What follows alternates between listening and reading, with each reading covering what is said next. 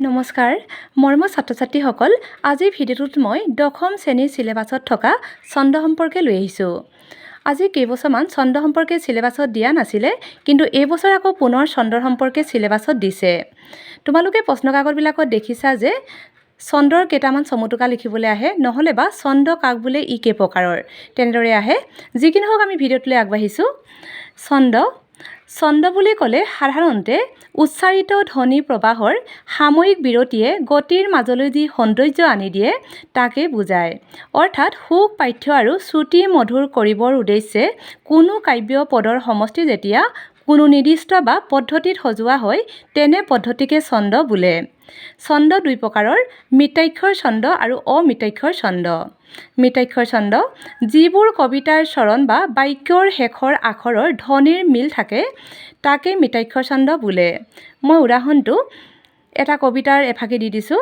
তেজগুৰা বেলি জিলিঙনি মেলি সাৱটিব আহি ধৰা পুৱাতি মলয়া উঠি ছয়াময়া বোলে উঠা তেজী মলা। অমিতাক্ষৰ ছন্দ যিবোৰ কবিতাৰ চৰণ বা বাক্যৰ শেষৰ আখৰৰ ধ্বনিৰ মিল নাথাকে তেনে ছন্দকে অমিতাক্ষৰ ছন্দ বোলে।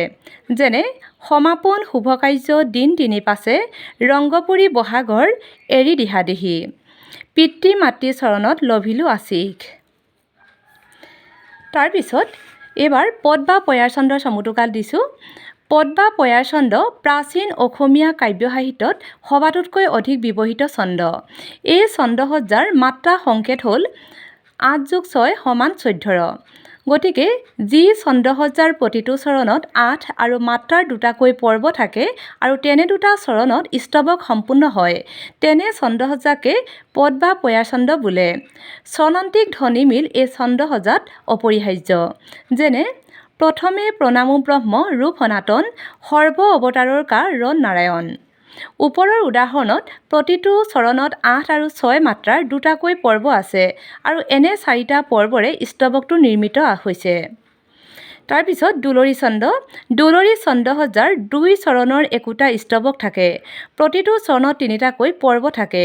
প্ৰতিটো চৰণৰ মাত্ৰা সংকেত 6+6+8 = 20। যেনে পাছে ত্ৰিনয়ন দিব্ৰ উপবন দেখিলন্ত বিদ্যমান ফল ফুল ধৰি জগমগ কৰি আছে যত্ৰ বৃক্ষমান। ওপৰৰ এই উদাহৰণটোত প্ৰতিটো স্তৱকত দুটাকৈ চৰণ আছে আৰু প্ৰতিটো চৰণৰ 3টাকৈ পৰ্বৰে নিৰ্মিত হৈছে।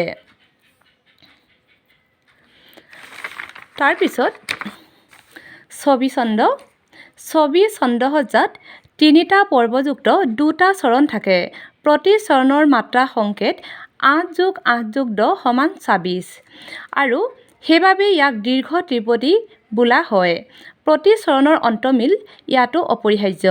যেনে অব্যক্ত ঈশ্বৰ হৰি কিমতে পুঁজিবাতাংক ব্যাপকত কিবা বিসৰ্জন এতাৱন্ত মূৰ্তিশূন্য কেদমতে চিন্তি বাহা ৰাম বুলি শুদ্ধ কৰা মন।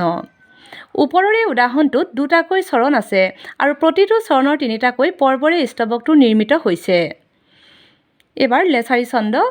যি ছন্দসজ্জাৰ প্ৰতিটো স্তৱকত 2টা চৰণ থাকে আৰু প্ৰতিটো চৰণৰ মাত্ৰা সংকেত 10+10+8+6 তেনে ছন্দসজ্জাকে লেছাৰী ছন্দ বোলে। প্ৰতিটো চৰণৰ পদান্ত মিল থাকে। যেনে কৃষ্ণ একদেৱ দুখহাৰী কাল মায়াদিৰো অধিকাৰী কৃষ্ণ বিনে শ্ৰেষ্ঠ দেৱ নাই নাহি আৰ সৃষ্টি স্থিতি অন্তকাৰী দেৱ তান্ত বিনে আন নাহিকে জানিবা বিষ্ণুৱে সমস্তে জগতৰ সাৰ। ওপৰৰ উদাহৰণত প্ৰতিটো চৰণত 10+10+8+6 সংকেতেৰে 4টাকৈ পৰ্ব আছে। প্ৰতিটো পদান্ত মিল ঘটিছে।